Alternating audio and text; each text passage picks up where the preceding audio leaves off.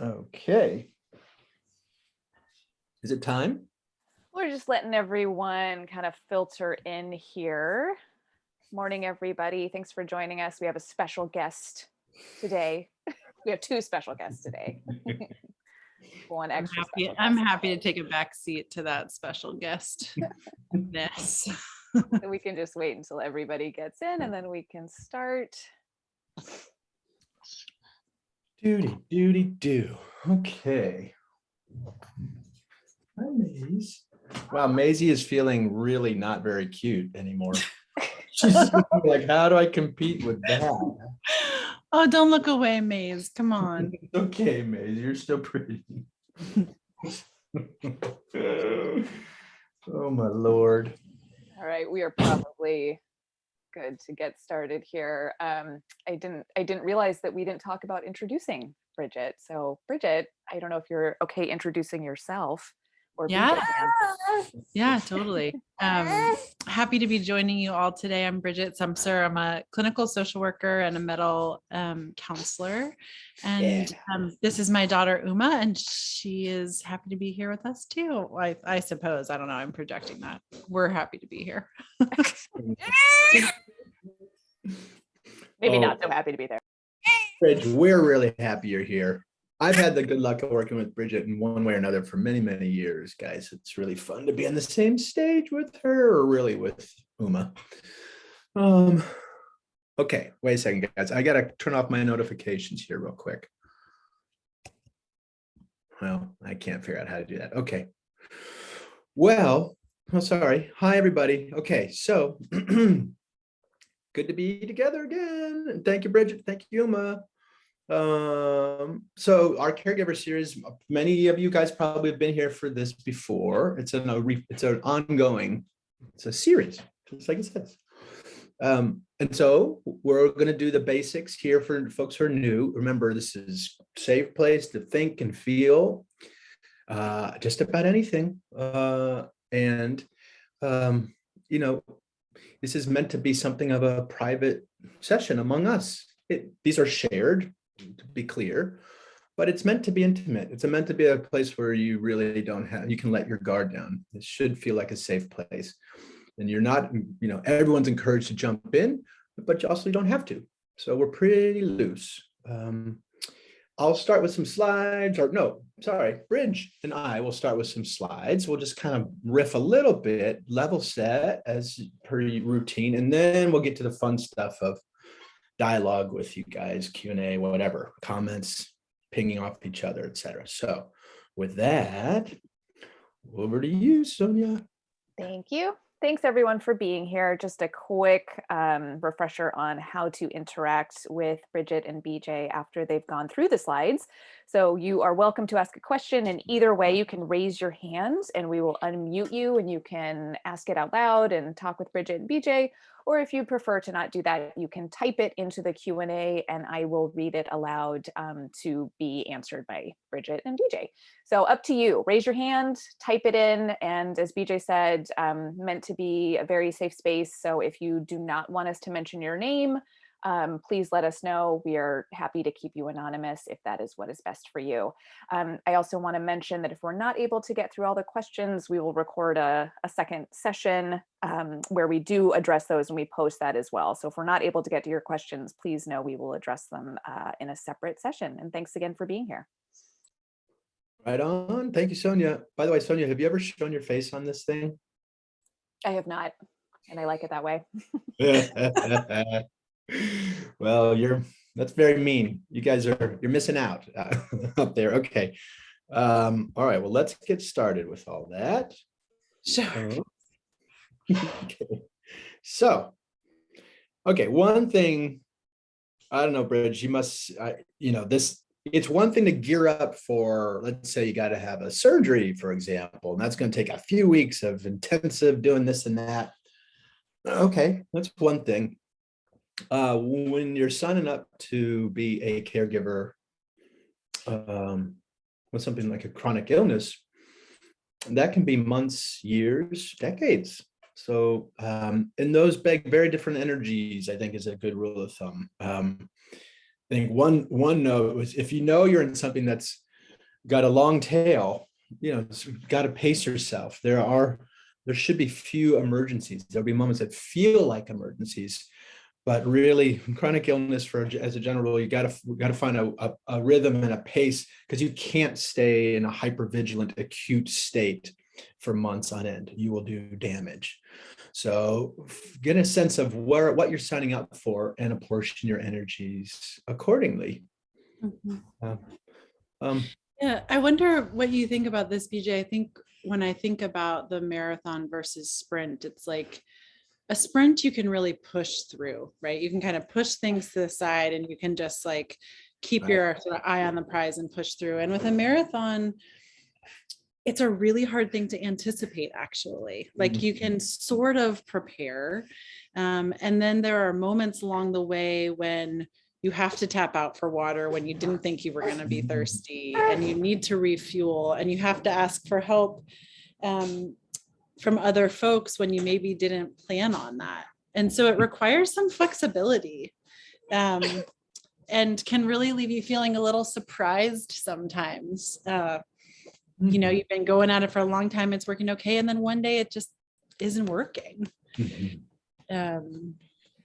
Yeah, right on. I think that last point is a really great one in terms of how this can be, caregiving can be an amazing experience. It can be really tricky, but what you just pointed to, Bridge, too, is that flexibility, that dexterity, that moving with things over time is really, I don't know, from where I sit, a beautiful skill to somehow acquire and work through and work on. It's a very useful skill. Yeah.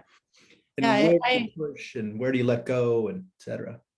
And trying to be, as the caregiver, trying to be really gentle with yourself. Like just because something that was working isn't working anymore doesn't mean that you're not doing it right. It doesn't mean that you failed, right? But so much guilt can come up for people when they need to change things up. That's a natural part of something that goes on for a long time, is that it shifts. Right on. Oh, that's such a good point too. Like almost by definition, chronic illness, certainly terminal illness or a progressive illness, they tend to, by some measure, get worse over time. So, if as a caregiver trying to gauge, am I doing a good job? Am I doing a terrible job? It's very hard because, of course, how you feel about how things are going and how you feel about yourself in this mix has a lot to do with how your person is doing. And sometimes what we're really doing is managing a decline. Person's not expected to get better. And so that can. Oh, can't hear you. Oh, BJ, not sure what happened. For some reason, you're muted now. Hold on. Oh, there we go. There you go. Sorry, I got a right Apple. Even when my little AirPods the things closed, it still cuts onto them every once in a while. Sorry about that.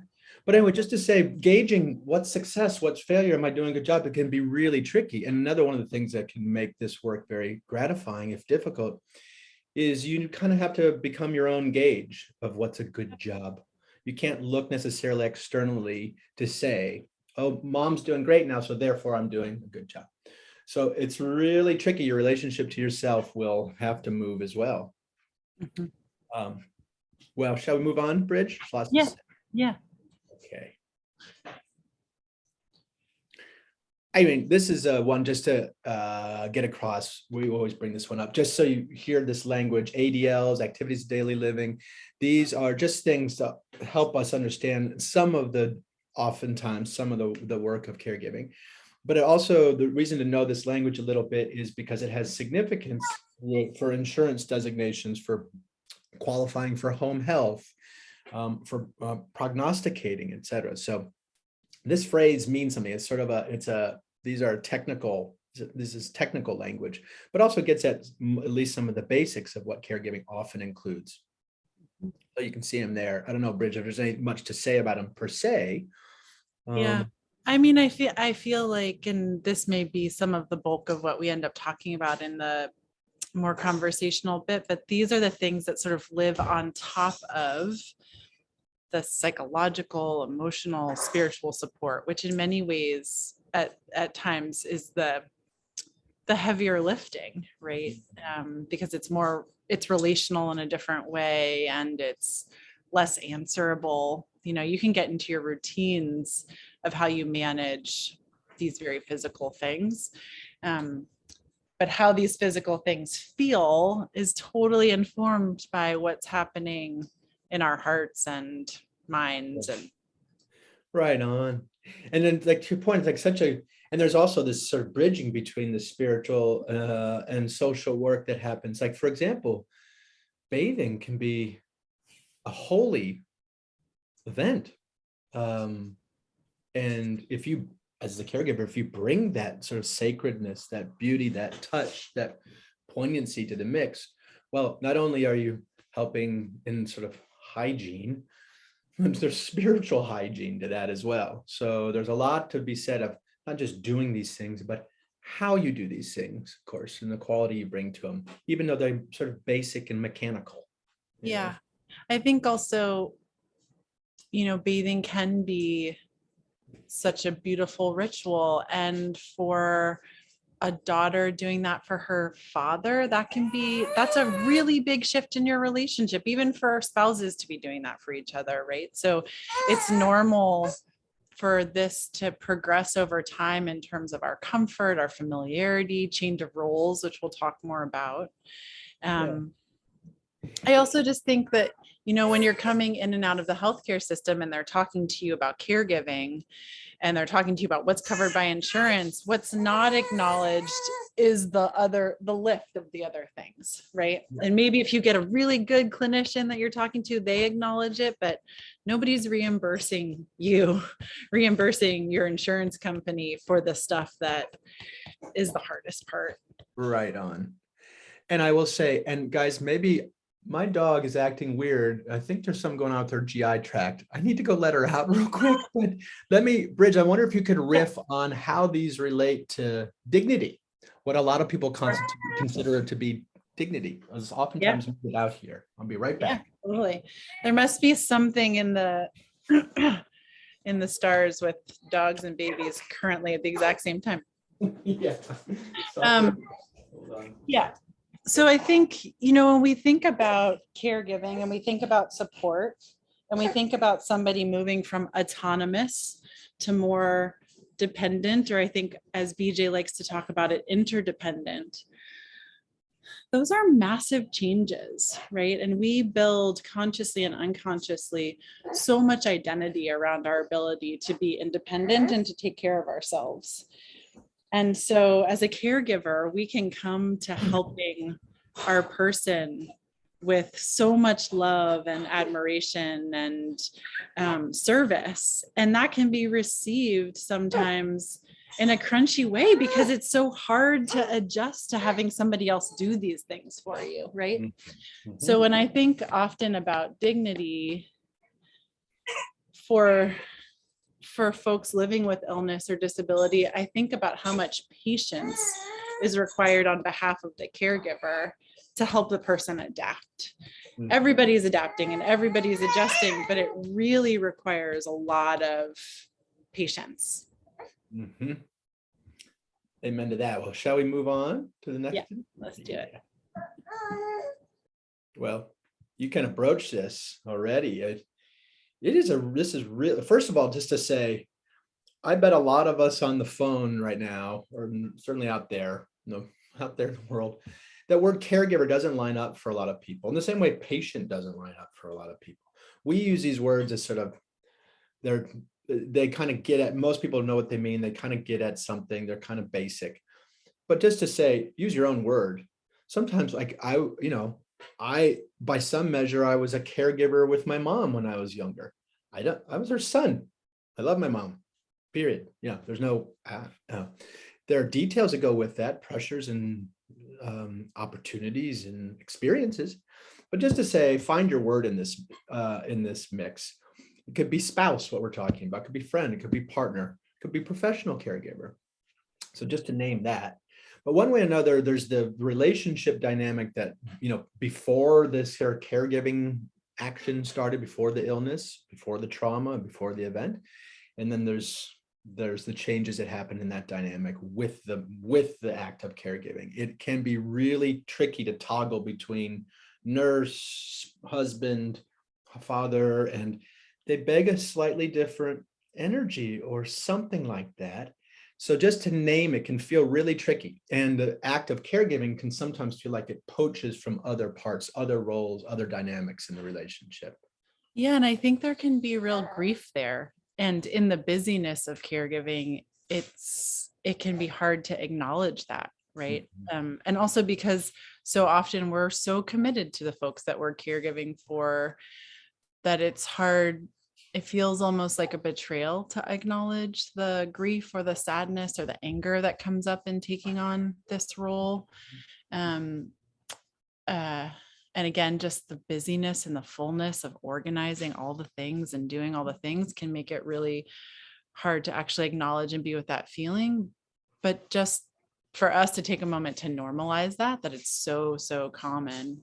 Yeah. And I think also, whether it's just like, imaginary and exploratory in your mind, or if there's a way to carve out time to just feel that former role. So if you're a spouse and you're really doing a lot of sort of nursing and physical care, is there a half an hour a day where you're just watching TV, where you can just hold hands and just have access to being some sort of equal, or to being in that place you were before?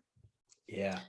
And if the physical time doesn't allow itself for that, allowing yourself to access it if it doesn't feel too painful. Mm-hmm. Right on. I love when, like date night, like I'm taking the caregiver role hat off for a moment. You can be explicit like that, like you're saying, or just sort of quietly to yourself.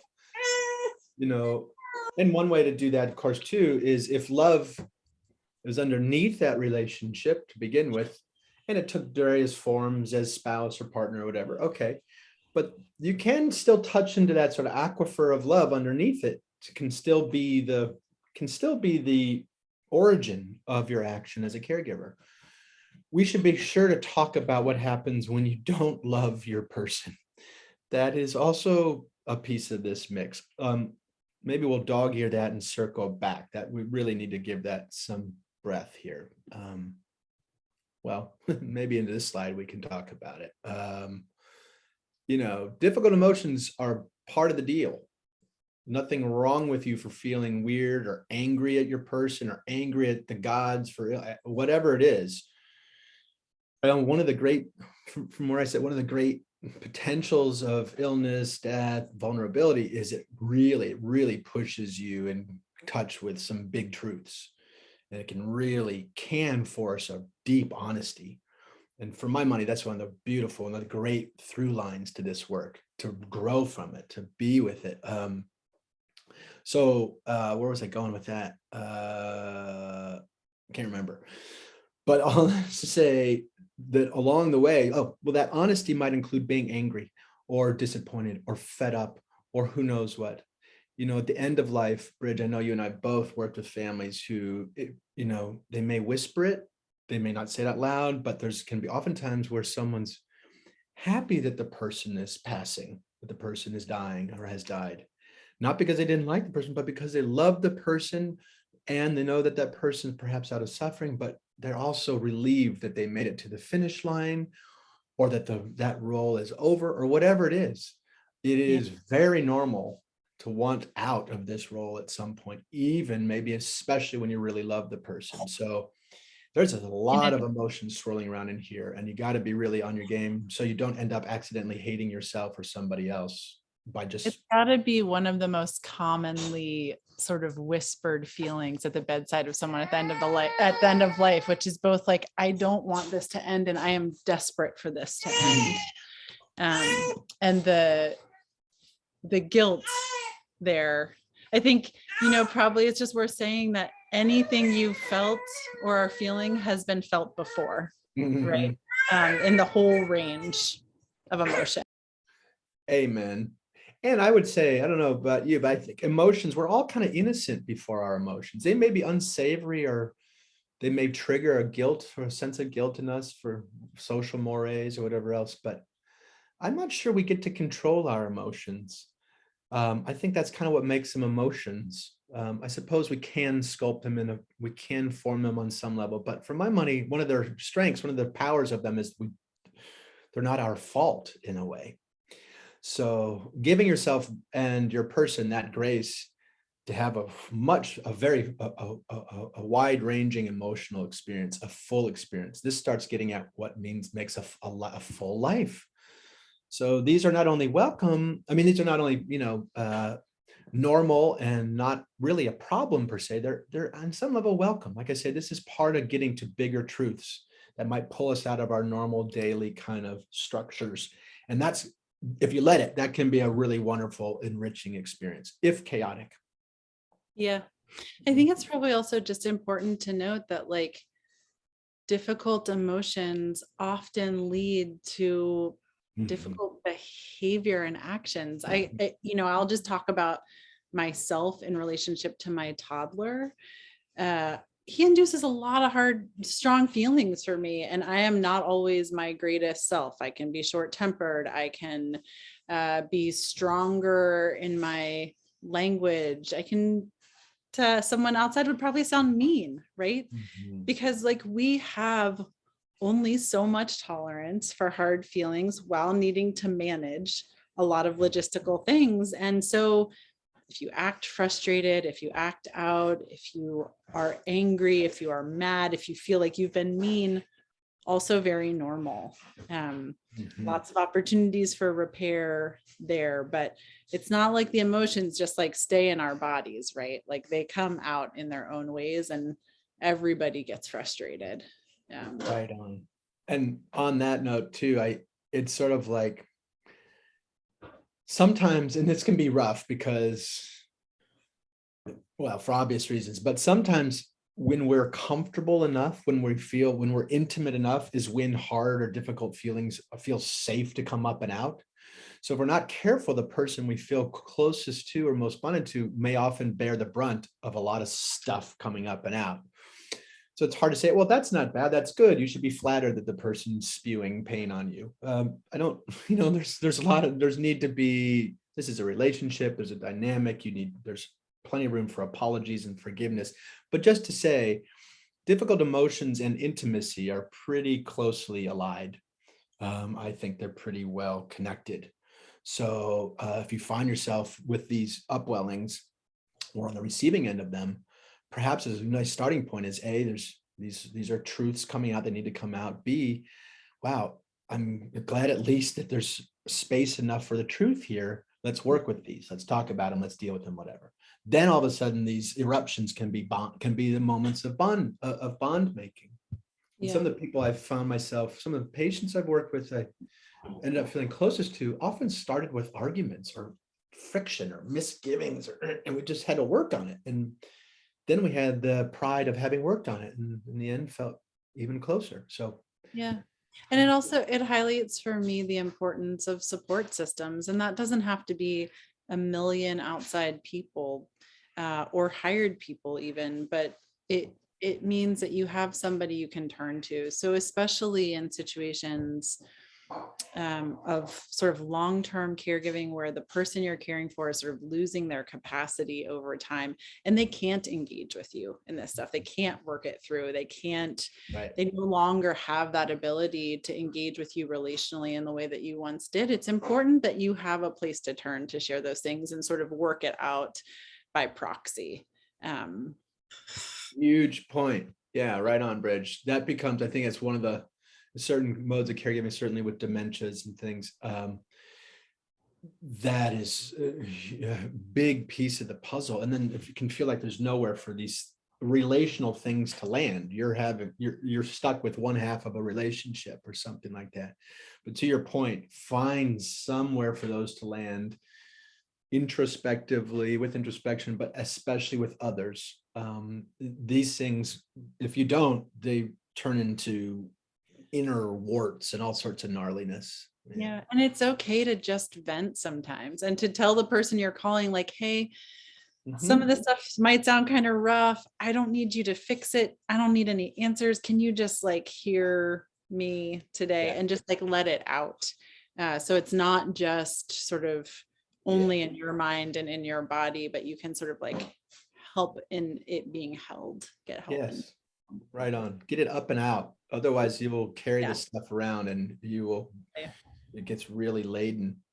You know, one of the things that makes this point, Hospice of Connecticut, the very first hospice in the US, I think 1974, they built, at some point they were going to build, and I think they abandoned it, but there was this beautiful architectural plan to build this amazing hospice facility, purpose built, a place to go to find, you know, for final days.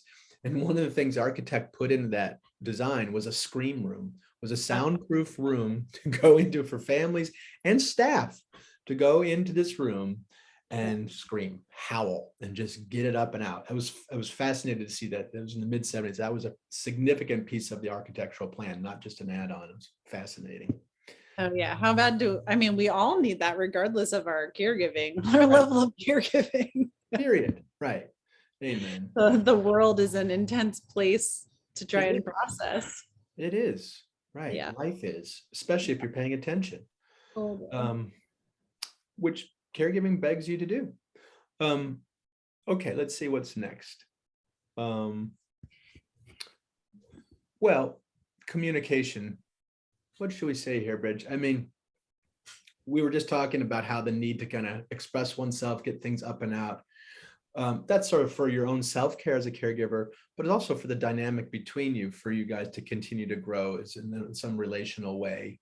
And of course, communication is a huge element, always in human interaction, perhaps extra so in these difficult zones, where sometimes all you have is the communication. It's hard to go have an experience together out and play together. Sometimes it can hard to do the other things that build a bond between two people. So sometimes we're only left with our communication. And then to your point too, Bridge, sometimes we're left with no communication. Perhaps our person can no longer speak with us or interact with us in some way we can detect, which is its own hard thing. But perhaps the chief skill to be a good caregiver might be something like communication. That seems to be an invaluable, irreducible piece of this puzzle. Yeah, I think like an offshoot, it's not even an offshoot, but like a parallel road when we think about communication. So there's the like relational components, but also there's just the really practical part of how much information there can be to share with other people around illness, around disability, around caregiving needs. And so what systems can you create around yourself to sort of streamline that? So for instance, asking when you go to the doctors if you can record the visit so that you have something to listen to again, you have the recording to forward on to your kids, you have something to reference, because we're hearing through emotional ears, which means we're not always integrating the information we're getting. Or rather it just takes some time. So can you record doctor's visits? If caregiving is being shared amongst a number of people, is there a Google Doc? Is there a notebook? How do you kind of track the stuff so you can rely on written communication versus retelling all of the stories? Really can be helpful for medication management, et cetera. And then also all of the loving people in your life that want to know what's going on. How do you keep them in the loop? Do you have a text chain? Do you have an email chain? Do you offload that to your sister? You know, thinking about systems to help the logistical communication feel a little bit more streamlined. Right on. And there's increasingly adaptive equipment for communication tools as well. We're going to do another webinar on that, but there's also a technology piece here too. Well, like you're saying, just recording a visit is a wonderful, very useful thing to be doing. So, all right, well, maybe we'll keep moving because I know, let's see. Okay, well, being an advocate, maybe before we jump into this, we should keep wanting to dog this. We just need to screen this. first of all, a lot of our conversation presumes there are others around, to help. Sure. Yeah. That isn't always the case. Sometimes you really are alone with this. That is true. Makes it all the more important that you're working on your dynamic with the person in need, and with yourself. You'll be really, really pristine with yourself. So just want to acknowledge they're oftentimes alone with this work. The other thing to really acknowledge here is, like we mentioned, plenty of people do not love the person they're charged with caring. Maybe even worse, maybe even harder. Worse, I apologize. I mean, harder, it's gonna be real antipathy. And yet for familial duty or some whatever, who knows, we may find ourselves needing to care for someone whom we do not care about, whom we do not love.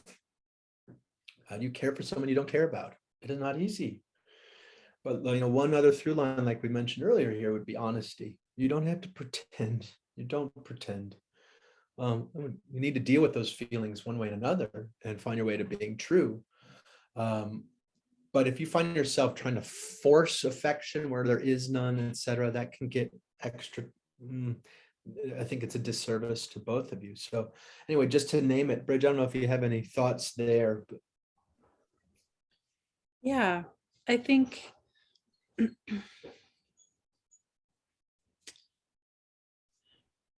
I just want to appreciate the fact that, in a conversation like this, we could never acknowledge all of the dynamics that different people experience. People that feel overly supported, like too many people asking them questions, people that really feel alone, people who, just everybody exists on all of the spectrums, and there's people on all ends. I do think that increasingly there are sort of like online support groups and ways to access just conversations to help folks not feel alone. And maybe it's just hearing us say that you're not alone in the things that you're feeling. But if there is any inclination to sort of reach out, that there's places to do that, even if you are very much alone in the process and in the lift and in your life socially. Right on. I mean, this is very much what we set up Mettle Health to be, is a place for caregivers to come for a place to turn. Again, these are never commercials for Mettle Health, but just, this is one of the things we do, guys, and this is why we exist. It's a safe place to turn. So yeah, you might need to look a little bit, but there are people and places out there.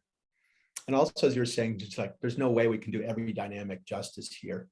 But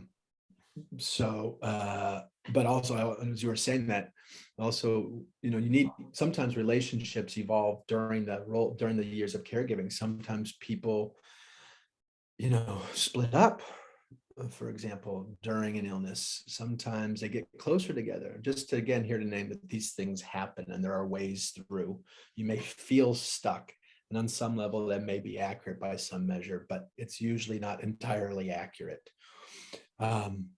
Okay, well, so now with that basket set, there's one way and another, whatever your feelings for the person, a key piece oftentimes of the job of being a good caregiver is being an advocate, speaking up for the person if they're too exhausted or can't speak, maybe attending doctor's appointments and, asking questions on behalf of that person, just keeping an eye out, a sort of a vigilance, a protective sort of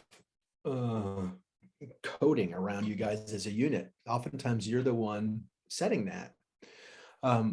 So that can be an invaluable, important part of the job, and oftentimes one that doesn't get listed, because that's a different energy. There's an activism to that. Sometimes people are very uncomfortable advocating for themselves, let alone another person. So it's not an easy skill set, especially in a busy hospital where people are flying around in a lot of white coats, suggesting that they know things you don't. So here again, want to name it. It is a big piece of the puzzle. And this is another way that stepping into this role can foment real growth, people can step up into this role. And one of the ways they do that is finding this idea of being an advocate, speaking out on behalf of somebody else, caring beyond your own skin. Yeah. I also just want to acknowledge, like, within the healthcare system as an advocate, a lot of information is thrown at you. And it seems like people expect you to understand, but if we slowed the encounter, if we slowed the situation down, a lot of the things you're hearing, people wouldn't expect you to understand, right? It's coming at you in a sort of like medicalese. And so building some confidence to say, hey, can you explain that to me again? Can you explain it a different way? Can you slow down? I really want to understand. I don't understand. So many folks feel shame or embarrassed that they don't understand, but I've been hanging out in hospitals for over 10 years and I still don't understand a lot of the things that are said every day, right? So asking questions, asking clarifying questions, say it again, say it a different way. It is not a sign of your incapacity. It's a sign that we're speaking different languages. And it's our job on the healthcare side to slowly try and change that so it's a friendlier place for people to understand information. But until that Titanic sort of shifts directions, ask. It's okay. Yeah. And even if you get a crappy response to your question, you're right for asking it. So 100%. part of the key is learning to deflect a lot of junky energy that flies around the hospitals and elsewhere. Yeah, it's not about you. No, and it can sure feel like it is, but it often generally ain't. And even the need just to say, just to note, like the fact that we need to be advocates in this role means, you're pushing against some grain. The need for advocacy speaks that there's a momentum, a daily flow that is not including your issues, is not including you, it's not including that person you're caring for. So there's work to kind of upload yourselves into this flow, and that's an advocacy. So but I'm also mentioning is here's the real fact, whether it's healthcare or social streams, a lot of daily life that we've constructed as human beings doesn't include us in these frail moments, or doesn't include parts of us much of the time. So just another thing to name, you're swimming upstream in some real way, not against nature, but a lot of the human structures. Yeah. All right. Oh, boop. Okay. Well, we have gotten through the slides, Bridge. So Sonia, shall we cut on over to questiones? Yeah, we have a few that Should I came pull in out while of you this- guys were let me pull out of the chatting. slides. Yeah, no problem. All right, so the first one that came up, this person asked, can you speak to primary caregiver and interfamily conflict, i.e. choosing hospice or not, caregiving responsibility balance between family members, conflict with medical decisions within a family? Bridge, you feeling that one? Oh, I mean, so normal.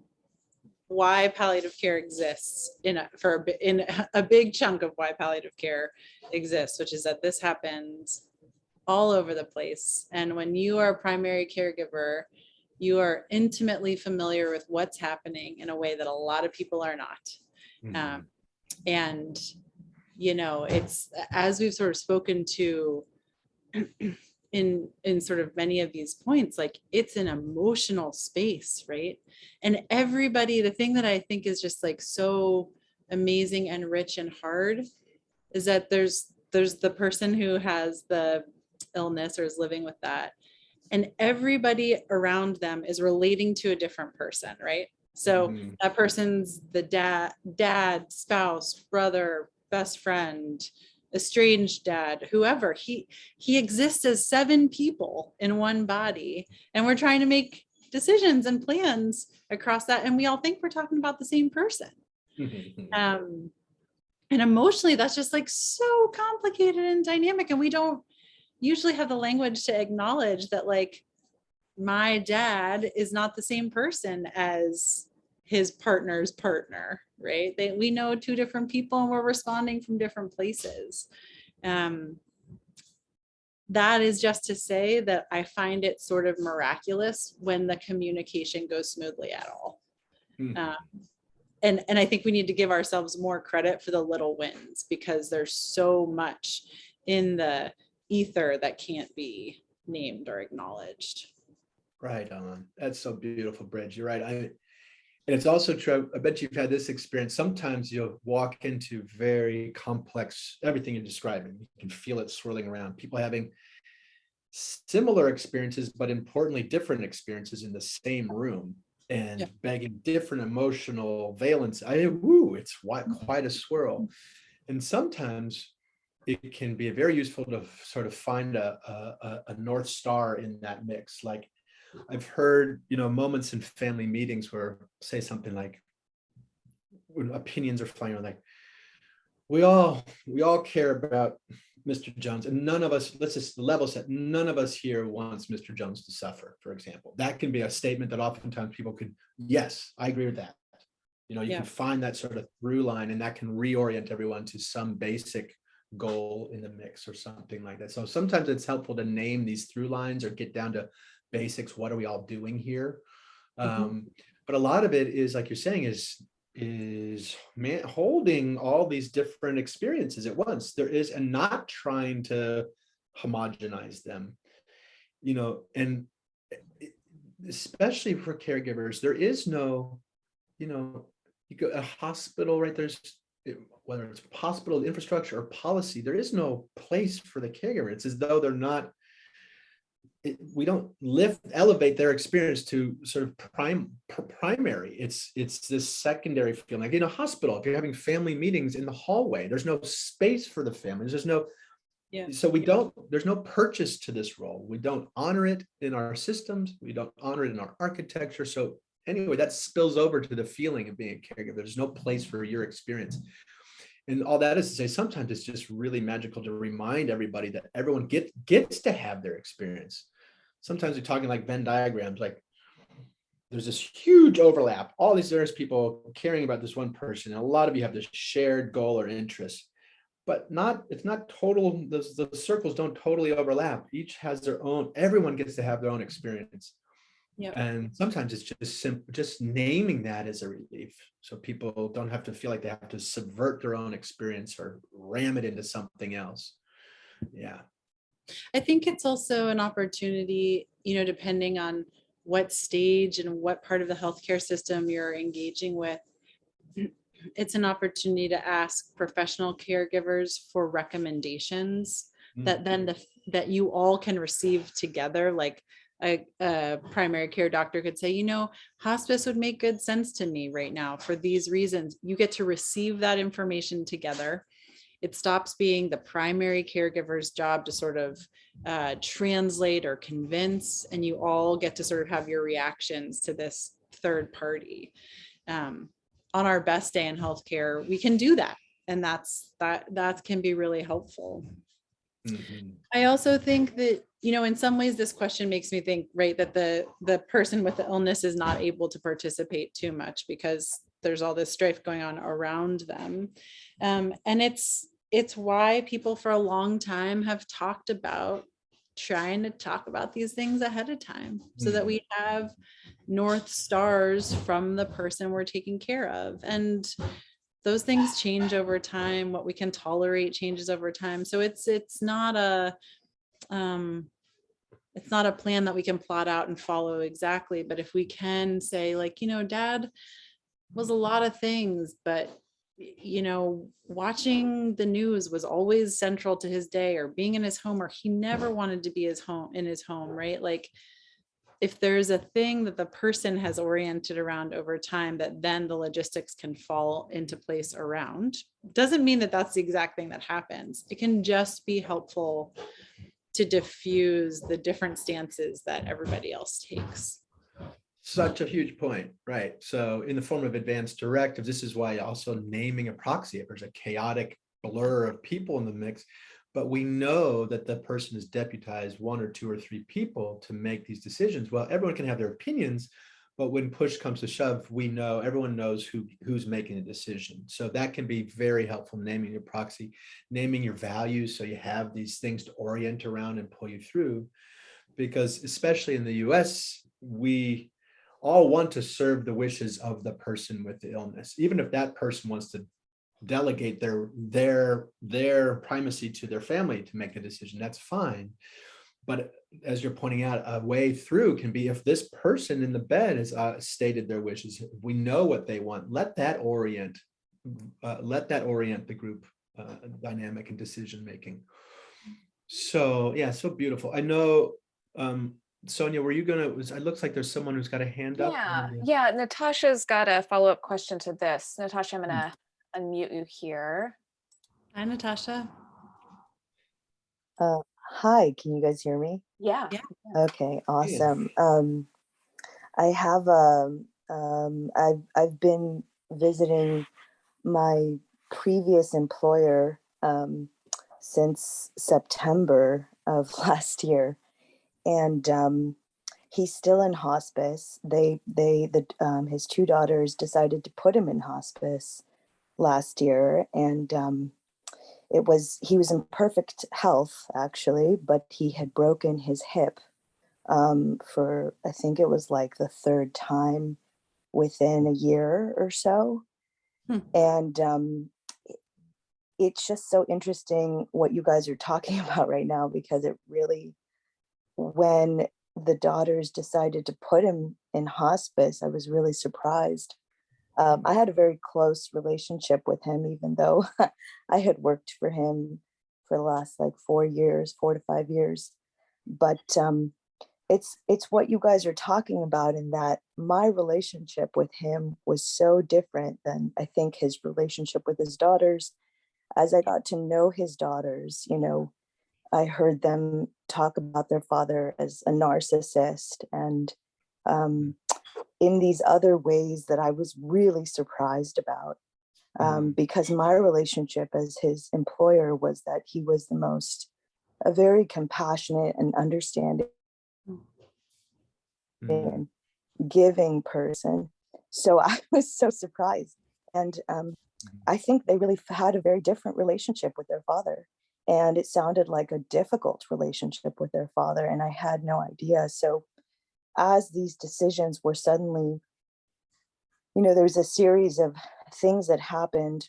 He had to, when he fell the third time, and he got very distraught because they had to just get him into some kind of a rehab center. They were very desperate. The rehab center was very chaotic. They had diagnosed him with dementia, which he may have been misdiagnosed actually. There were all these series of kind of chaotic things that were happening, and I was just feeling into everything. And in the end, once he was in the hospice center, because I wasn't his daughter, he was really clearly coming in and out. He became conscious of where he was, very conscious of where he was. And at one point I even decided to have, because he asked me, he said, "Why am I here?" And I said, "Wow, Michael, that's a big question." And I just think it's fascinating, because I guess I don't know if I have a question, but through this whole experience, I basically said, I'm your daughters chose to put you here, Michael, and I'm here visiting you once a week. And if I don't know if this was helpful, but I said, if I were your daughter, I may have made a different choice myself. And it was a very emotional moment for me, because it was just interesting how differently I felt, that his daughters were sure this is the right choice, this is what he wants. I personally believed that he was in a moment of deep depression, and when they asked him if he wanted to live or not, he said no. But as he went through like his first to second month in hospice, he started to realize he didn't want to be there. It's just an interesting thing. I wonder sometimes if family members are the most objective source to, you know, make these decisions, if they don't have more objective points of view of like what this person really wants. And it was really hard, you know, advocacy, you guys are talking about advocacy, and I was like, I don't know what to do in this situation, you know, because I'm not his daughter. Anyways. Well, it sounds, you know, thank you for sharing that with us. It sounds like you did what you could do, which was to visit him and be a loving presence and a compassionate presence. And what a gift if he had tumultuous relationships with his daughters, that he got to have an easier one with you, right? That he got to live out some other part of himself through his relationship with you, and you got to experience that of him. That's a beautiful thing. Yeah, I think, you know, BJ, I'd be curious what you think about this. I don't think anyone is objective in this space. No, none of us. Professional carers, friends, family members, spouses. Objectivity is not a thing that exists. We come with our own thoughts, our own feelings, our own projections of what is tolerable and okay and not okay. And it's big, important, good work to try and identify what's the dominant voice in our head. And these daughters may have heard something in the hospital, like your dad's been in the, you know, I don't know how old he is. Your dad's 90. He's been in the emergency room 3 times. He's had 3 broken hips. The likelihood that he lives longer than 6 months is very low. Let's focus on his comfort. They could have heard something just like that, and they said, okay, let's do it. You know, and then the path is twistier, and that's not uncommon.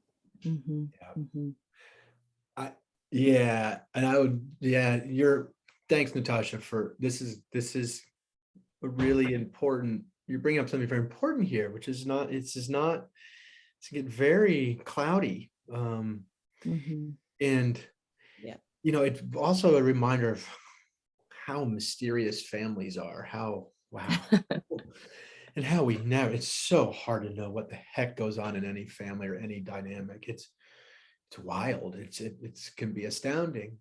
But also I just want to say to Natasha, this, I'm going to pull us in a slightly different angle, just because I wonder, I hope you're not, you know, this, I can imagine this could be very vexing for you to know what do I do here? So a couple thoughts, like there must have been, unless there's something weird going on sort of under the radar, for him to have qualified for hospice, there would have had to been some diagnosis other than hip fracture going on. So there, it would have been otherwise not legal to bring him into hospice. So there may be a piece of information we're missing here that would qualify.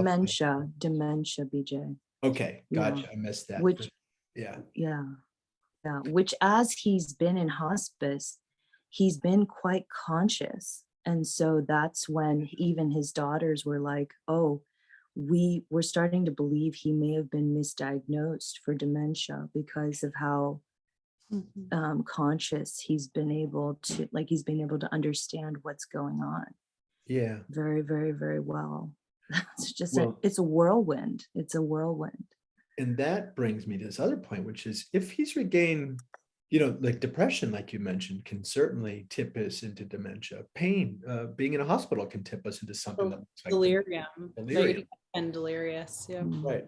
So there may have been these passing moments or periods where he was not able to speak for himself. But if he is clear now, just so you know, legally he could pull himself. He could sign out of hospice in 2 seconds.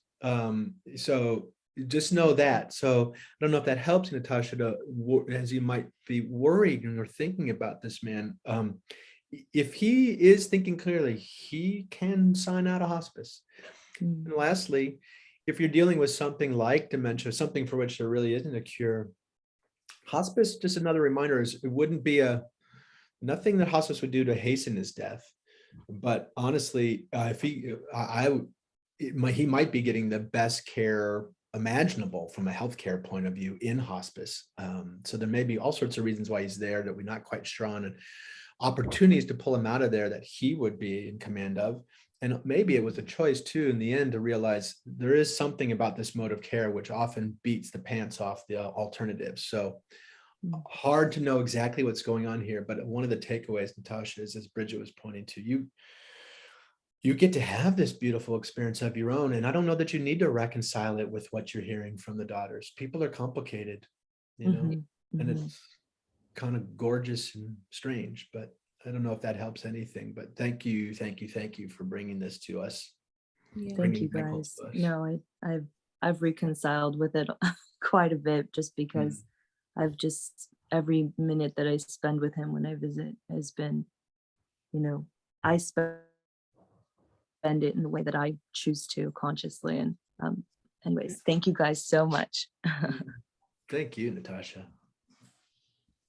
Sonia, what else? We've got one more hand up here. Oh, where'd you go, Ruby? Let's see. Looks like her hand went down. One sec. Oh, there she is. Yeah. Ruby. My apologies about that. Thank you, folks, There for you are. Hi, Ruby. super helpful. Hi.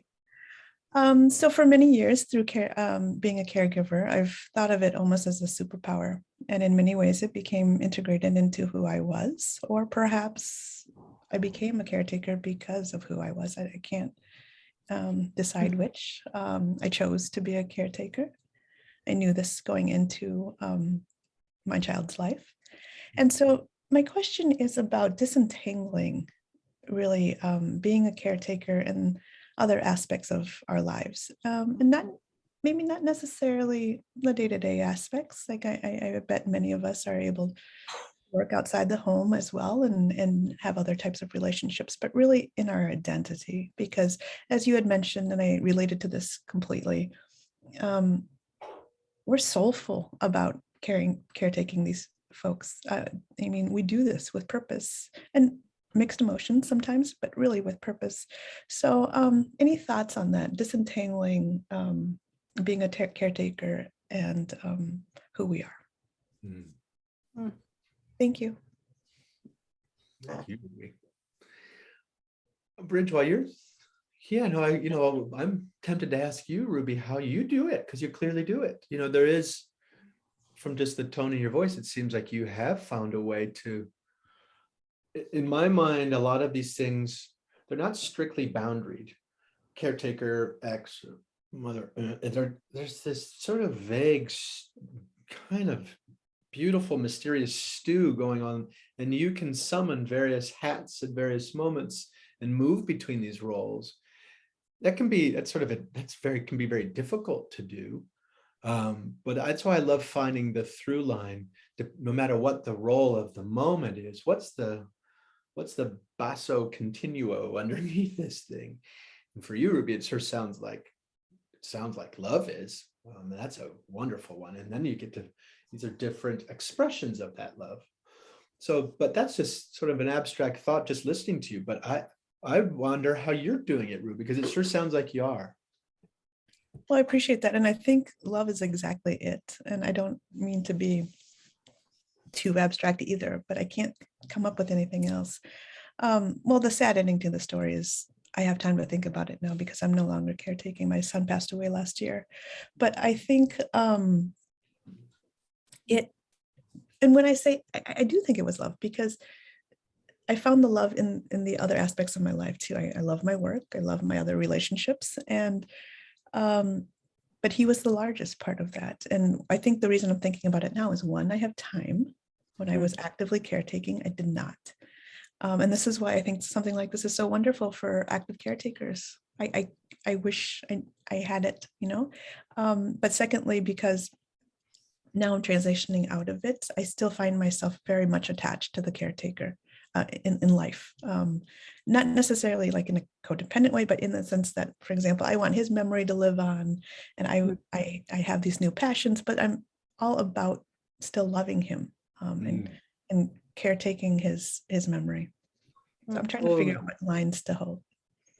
You're giving me chills over here. Yeah. It's so beautiful. And to link your being a caring person in the world, I don't know that there's any higher thing we could ever say about another person besides they cared. I don't know that there's much more that anyone can ever do. And if you learned and moved with your son, by the way, what's your son's name? Gabriel. Gabriel. So to link you being a caring person out of the world to Gabriel's legacy is so gorgeous. Think of all you'll bring to anyone you touch. Gabriel will be with you in that. I mean, oh, it's just so beautiful, exactly the way you put it. So I have nothing to say except for it's beautiful. Yeah. Thanks, folks. Thank you, Ruby. Yeah. Well, we have one more question, and I feel like let's just keep going because this conversation is, I'm loving it. And of course, if anyone needs to go off, please do, and know that you can check out the recording with this. But we've got this one other question that I think really aligns with what we're talking about. This person said, can we discuss the misconception of silent suffering as a strength and how to help someone open up when they haven't had the experience or the skills to express themselves?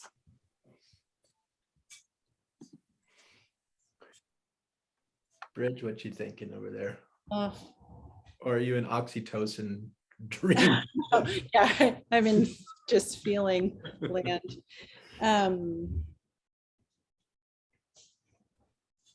It's such a big question, right? You're pulling on, rubbing on, wanting to massage potentially a way that somebody's coped their whole life, whether that's 30 years, 15 years, 75, whatever, right? Like to hold things in, to be quiet, to not share, to not talk is a mode that people inherit and harness over time and may work for them and may not work for them, right? So I think that's always my question is like, is that silence working for them or not? And are they interested in changing it? Then there's lots of things to talk about there. But for me, it's sort of like a no-go unless they have that interest. And it's not, my place to tell them to do it differently. Yeah. Oh, right on. I'm so with you, Bridge. Like that's sort of the question. Is it working for you? Yeah. The answer is yes. Okay. We each have our own different, but perhaps behind your question is this feeling that you sense that it's not working for them, that they're going to blow. And I'll just say, you can model that. They may never known there was another way to do it. Yeah. And I think you can use your relationship to say like, I see how hard this situation is. I never hear from you. I feel worried. Like I'm here.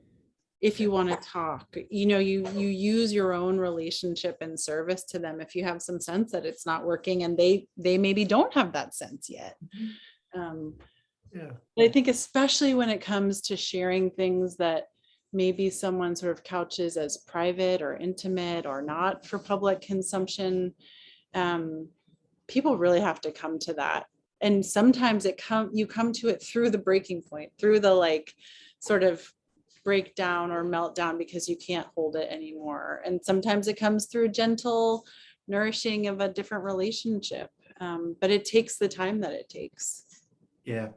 And sometimes your job as someone who cares about that person or friend, whatever, is just to hang out, be there when they do if they do finally fall apart, quote unquote. I'm increasingly enamored with falling apart. I think it's a wonderful thing to do, especially if you have someone like yourself along for the ride who can hold the pieces and help put them back together. I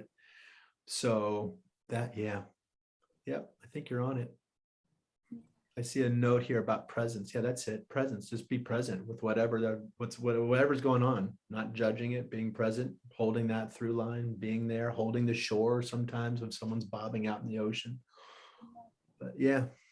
And also, if you're worried about them and that, it's sort of going from them to you, then you need to find somewhere else for that to go, right? You don't have to hold that by yourself. And clearly, if you're asking the question, you're probably not. But sometimes they're turning to you or you're seeing them, you need to turn outward somewhere else. I know from my own life that sometimes my worry can sometimes feel like judgment to other people, and that doesn't nourish easy sharing. And so kind of watching that Mhm. Ooh, that's so good. Okay. In the interest of time, Sonia, anything else should we touch on now? Yeah, I think because of time, we will close out here. Just for the people whose questions we weren't able to get to, I will reach out to you separately to address those. Thank you, everyone, for being here and Yeah, sharing. so We nice. really appreciate you spending your Friday morning with us or afternoon. Yeah, that's awesome. Thank you, Bridge. Thank Thank you, you, Uma. Thank you, Bridget. everybody. Awesome having you guys. Have a great weekend, everyone. Oh my gosh, look at that face. Bye. Bye, Bye. guys.